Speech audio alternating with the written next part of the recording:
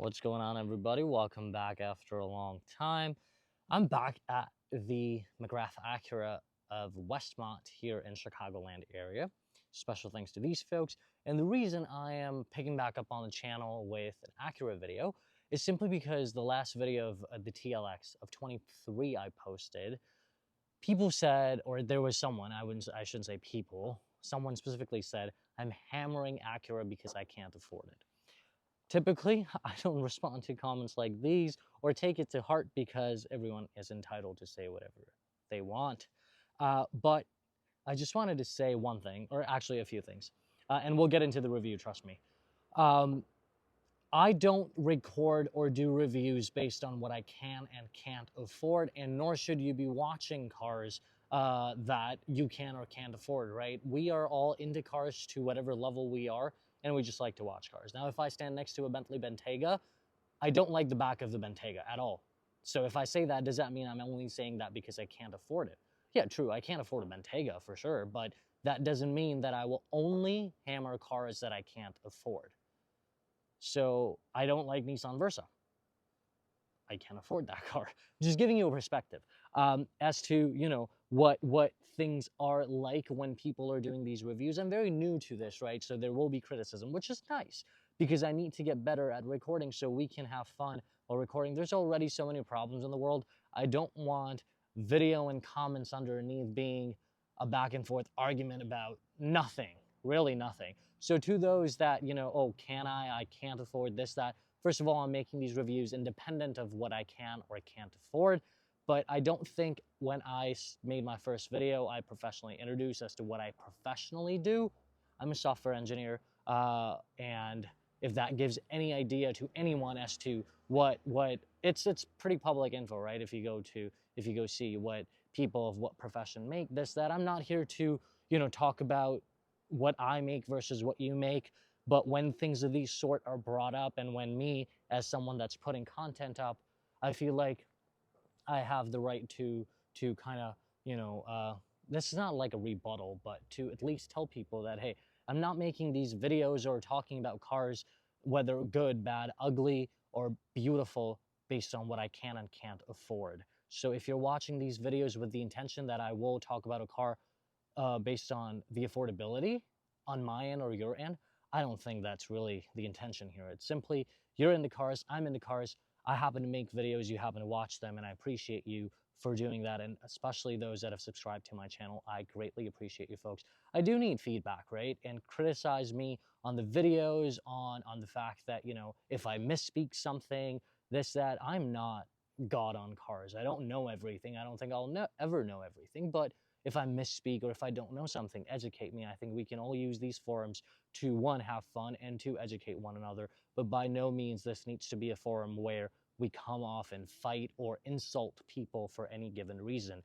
All of you have been really great. I am at, I don't know, 437, 438 subscriber now. So each one of you that has subscribed, thank you to all of you. Those that are watching that haven't subscribed, please subscribe, because, yeah, I was going to make a rap video. I was like, you know what? I don't think it's worth my time to come out, be it cold, be it sunshine, this, that, and put videos, and then people in the comments below say that, oh, I'm hammering a brand because I can't afford it. I never really care as to what I'm recording based on the price of the car. We all can afford something versus there will always be something we can't afford. So going back to the idea, enough of that TED Talk there for 4 minutes in the beginning.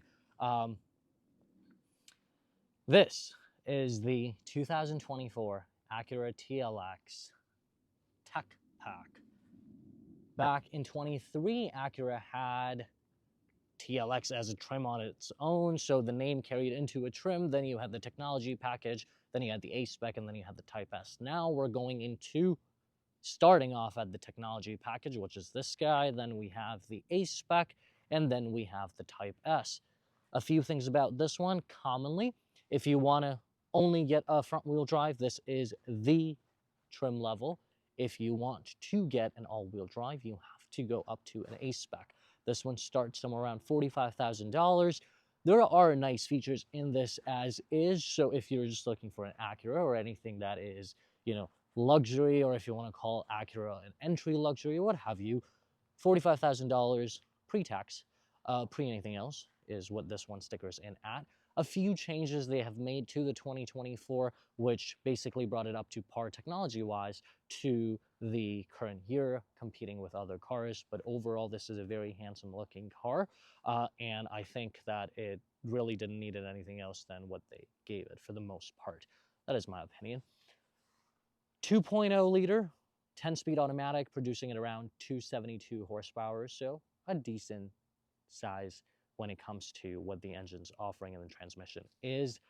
If we talk about the front, really, not much has changed except a few things. So if we talk about the grille itself, the chrome bezels have gone, so now it's really nice flushed in the new Acura grille with black inserts there. Your plate for the sensing is gone now, so every safety feature is under the emblem, which is like all the other Acuras. 2, the Tech Pack does not get fog lights, and the Type S also doesn't get fog lights. So the only car that gets fog lights would be the A-Spec. Type S doesn't get it because the lights are pretty robust as to what they do and what they should be doing, so they limited the fog there. This one doesn't get it because it's entry, so A-Spec does come with that. This particular paint, as we're looking at, this is an upcharged white paint. Does it look good on the car? Sure. I do like it, stands out, but if I were to choose, let's say, Tech Pack, I probably would go with the darker paint. I drive a white car. Sometimes I feel like I made a mistake. I might have made a bigger mistake overall. Let's not talk about that. But the idea of this car, I do like how it looks from every angle, basically. Front, back, side, down, top, whatever the case may be. As far as the wheels, they are also redesigned for the 24 trim. So this is 19, so will the A-Spec be. This is not the shark gray. This is just like, you know, your brushed aluminum here and there. We are riding on 19, so this is a 255 R14, or excuse me, 255 40 R19 is what I meant. That's the tire here, and it's the Bridgestone that it's riding on. The car has a low profile. I like that. Overall, the side is still the same, no change there. This is a very well, or design that has aged pretty well. So I feel like they really didn't need to do anything. No power folding on the Tech Pack. The 23 Acura that is on the channel was an A-Spec. It also didn't have folding. So I don't think the 24 A-Spec has folding either. You probably would only be entering in the territory of Type S. But it does have integrated turn signals, and it is two-tone, so you get piano black insert up top and then the body color down below. The other thing that is really cool that I like, all 4 doors are going to be your keyless entry. As we go around, what is in the back, I don't think there has been any changes, and frankly, there was no need of any change. You have the Acura emblem that houses your backup camera. Your trunk release is still integrated into the headlight there, or the tail light there. And then down below, you have the exaggerated exhaust tips in which the exhaust sits, but everything looks handsome. No negativity back here at all. It just is a beautiful looking car. If we go inside the trunk, you don't get the spare tire. You get a fixer flat kit and a funnel for your capless fuel gauge. So here's that release, and that's your funnel and stuff like that. So overall, pretty decent. The A-Spec also doesn't have fully power tailgate. Neither does the technology package. Of course, it sits under the A-Spec trim level. So you have the release, one touch up, and then you have the grab handle to shut it back down. Light trunk, so shouldn't be a problem. Overall, like I said, a good looking, handsome car. As we get inside, one thing to point out also is for the 24s, now every trim level gets a remote start, which was not a part of the outgoing generation. To get in, simply put your hand behind the door handle and go right in. Will unlock to the door panel. I do like the material that they've got going on. There's really nothing out of ordinary to mention. The Tech Pack also gets your memory seats, no power folding, of course. You do get one touchdown for all 4. ELS sound system, sound studio on the Tech Pack, but then the 3D sound system, also ELS on the other trim levels. As we look around, not a huge fan of this interior color, but you do get, you know, the option of going with a black one or so, which I presume people would go with depending on your style and how much air you want in the cabin when it comes to openness of it. Power seats, obviously driver, passenger both. You've got good cushioning on the leather seats, so you get all the trim levels with leather. There are a few things, obviously this is a tech pack, so you do have some blank switches that are reserved with options for the tiers up, and then you don't get aluminum padding or aluminum pedals for the tech pack. The other thing as we walk inside too, to mention that the tech pack is the only package or the trim level that doesn't get the flat bottom steering. The Type S and your A-Spec will get that. There are pretty decent changes on the inside, much needed rather. So we'll start off with starting the car. So here's your push button, rather small, but nice and tucked in. I do like now, so the 23 had part digital, part analog. This is fully digital, carrying right over from the MDX. So is that center screen that is there. So the graphics are crisp. It's nice. You will enjoy this compared to, let's say, just analog when it comes to awaiting of upgradation or what have you. I'm losing some words here. Anyhow, going back to the functionality part, so the steering is tilt and telescopic. Both would be your manual, not electronic. So does it? Yeah, it does. Yeah. So here's that, and then your paddle shifters, and then you've got your typical wiper stock and your headlight stock there. This is configurable when it comes to what it does from here to an extent, and then you have 3 driving modes here. So as I switch the modes here, you could switch from normal to comfort to sport, and as I do, things will change when it comes to how it looks. So this is a sport. It changes the gauge cluster a little bit, and then it shows up there too. The best part is when you turn the car off and the way TLX revolves on this, so I'll be sure to show you that. Hopefully I don't forget. But now going back to the idea of what is going on the inside, we already talked about this being updated to complete electronic. No heads-up display on this guy. The screen now is 12.3, pushed back a little bit. I think they reconfigured it a little bit, or maybe I'm just seeing things. Still not touchscreen. It does have navigation built in, so I don't know if this is Garmin or if it is TomTom, what it is, but the graphics aren't super crisp. It's there. And then while we're at it, let's look at the backup camera. So here's a backup camera. You have the trajectory, you have the angles, you have to choose the angle from the true touchpad like so. It does have the parking sensors. Let's put it back into park.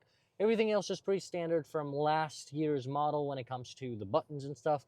This one's a tech pack, so you have the, heated seats, no ventilated, but everything else remains the same. You have your standard auto start off of the engine. Your parking brake is to the left.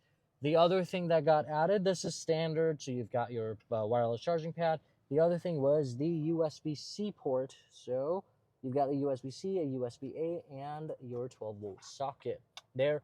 Overall, it's a comfortable interior, and I probably would choose a different color, I'd say. But it feels nice when you said the seating position is really nice. The way the steering feel and the way the car drives itself, being a 10-speed automatic, it is nice, and it's a 2-liter, so gas wouldn't be too much of consumption there. The other thing to also note is going to be that, as standard, you do get your HomeLink stuff here, so you don't have to pay the dealer extra to add that on, which is a good thing. Up top, you get the standard LED map lights now, and then your normal size sunroof there, or call it a moonroof. Other than that, is this LED too? Let's find out. It's not. So this is not LED. This is still your old one. Glove compartment there. Don't open it. But then everything else is standard. So here's another look of how the interior looks. Very similar, mostly tech updates as opposed to physical updates in the cabin. But I think it's a good looking cabin. No heartburn there. Now we're gonna turn the car off and just watch the graphics. I really like it. There we go. I think that's super cool. I wonder with the Type S and what have you, the sound might be slightly different as we jump out of the front and go into the back. See, it's wireless, not wireless, keyless. So in the back, slightly different when it comes to how the door panel looks. The only silver-esque or, chromish or aluminum feel is just the handle. The speakers are your typical plastic. I don't know why manufacturers do that. Like, it probably doesn't cost to wrap this too, just even if it's for the aesthetics, right? This seat has been pushed back way too much, so I don't think I can fit in, and it's not justified to go in. So how about we go around and we sit from there? Because it has the auto switch, so it just switched it back to whoever was the driver before me. So let's go back in, and before we go in, here's how the interior looks. It's the same color as the front. The seat backs, I do like the comfort, to be honest, of the seats, the cushioning. Yeah, the TLX, one thing I've noticed from the last one too, on the outside, it's a mid-size sedan. On the inside, it's more of a little compact, especially with the way it's got swoops and stuff. So here is your seat back. Now, good thing and a bad thing. This is plastic. This is going to be very tough to put things in when it comes to this versus cloth, but you have the airplane pockets here. The other thing to note also, you have two USB-Cs. There is no control of obviously the climate here. You have the vents, but you have two USB-Cs. So altogether, the car now has three USB-Cs and one USB-A. So that's good there. Now, as far as seating three people across, not too sure how that would work well depending on height, because there is a hump here. And if someone's super tall in the front, it might be very compromised. But two can sit. I really love the cushioning of these seats, to be honest. This does drop dead. It doesn't stay here. It has your cup holders and it has this too. So when you rest your arm, it really isn't much cushioning where the most of the lower arm is going to be. Otherwise, it does feel nice to sit here. I think if it's a four-person family or someone that is, just on a trip with four people, this car is pretty comfortable. I do love how the cushioning is. Now, everything else is the same. You obviously get the regular sunroof, so no moonroof there, or no pano. And then you have the individual map lights here when it comes to the back reading lights. Otherwise, this is how the interior looks. It's a good looking car. There is really not much that you would point out that is when it comes to like the options and features that you're getting versus not. Let's see if there's any quality.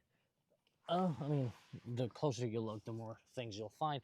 But overall, I do like this car. It's a handsome looking car, perhaps a different color, I'd say, when it comes to making it aggressive, or I suppose that most people, if you are going with a TLX, you'd probably go with an A spec, because it kind of just gives you that mid best of everything technology, as well as some aggressiveness too. But this is still a base, entry luxury type of a thing.